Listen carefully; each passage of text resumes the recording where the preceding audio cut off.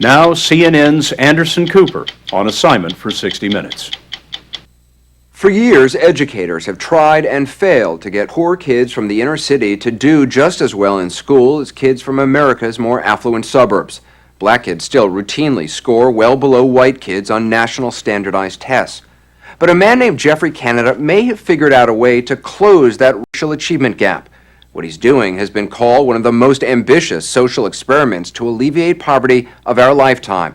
His laboratory is a 97-block neighborhood in Harlem, which he's flooded with a wide array of social, medical, and educational services available for free to the 10,000 children who live there.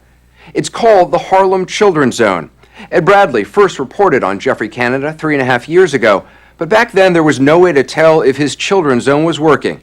Today, however, results are in, and they're nothing short of stunning. So much so that the White House is now taking notice. For Geoffrey Canada, however, it's just a start.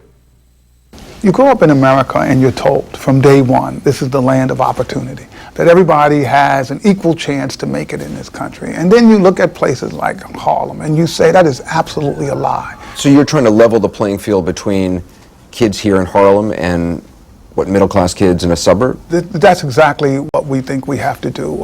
If you grow up in a community where your schools are inferior, where the sounds of gunshots are a common thing, where you spend your time and energy not thinking about algebra or geometry, but about how not to get beat up or not to get shot or not to get raped. When you grow up like that, you don't have the same opportunity as other children growing up, and we're trying to change those odds. He's trying to change those odds on a scale never before attempted.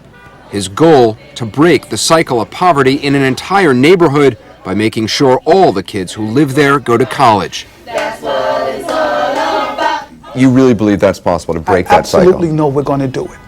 Canada remembers well what it was like to be a kid in the inner city. We couldn't afford. He grew up not far from Harlem in another tough New York neighborhood, the South Bronx. Abandoned by his father, he and his 3 brothers were raised by their mother, who was barely able to get by. When I first found out that Superman wasn't real, I was about maybe 8.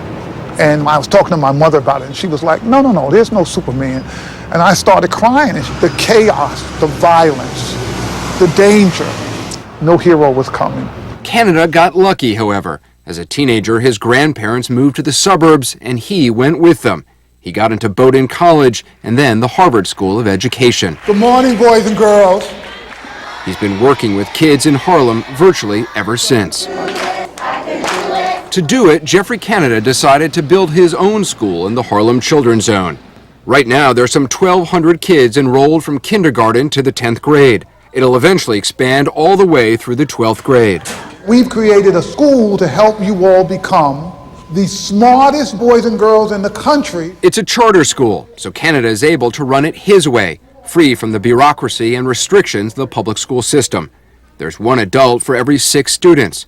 Classes are smaller and school days longer. Kids come in on Saturdays, and summer vacation, that only lasts 3 weeks. We will always ask permission before leaving the group? Yeah. Canada's long argued that investing in the Harlem Children's Zone would show a return.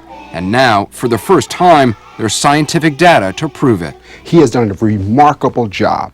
Dr. Roland Fryer is a professor in the economics department at Harvard. He's conducted the first independent statistical study of Geoffrey Canada's efforts to close the racial achievement gap in his school. What is the racial achievement gap? Black children in our schools are not performing at even close the rate as white children in our schools. So the average black 17-year-old reads at the proficiency level of the average white 13-year-old. 4-year difference in effective reading skills. That's huge. But when Dr. Fryer analyzed 4 years' worth of Promise Academy test scores, he discovered something remarkable. At the elementary school level, he closed the achievement gap in both subjects, math and reading. Actually eliminating the gap in elementary school. We never say anything like that. Absolutely eliminating the gap. The gap is gone, and that is absolutely incredible. Last year, according to New York State data, 100% of Canada's 3rd graders scored at or above grade level in math. Good job. Narrowly outperforming their white peers in the city's public schools. 96? Is that the answer? Yes. Even more impressive, Canada's impact on middle schoolers, kids who enrolled in the Promise Academy in the 6th grade. They started out far behind grade level, but Dr. Fryer found that within 3 years they had virtually eliminated the achievement gap in math and reduced it by nearly half in reading. These are kids that a lot of people had given up on, and he showed that it's never too late. How will you know when the Children's Zone has worked? When I see my kids by the thousands with degrees, I will say this is what we set out to do, and we've done it. We've got our kids in the best schools in America. They're going to be successful. They'll be competing with everybody else all over the country. People will be looking for kids from Harlem, saying, oh, those kids are so great from Harlem. We need more kids from Harlem to come in. Then we'll be successful.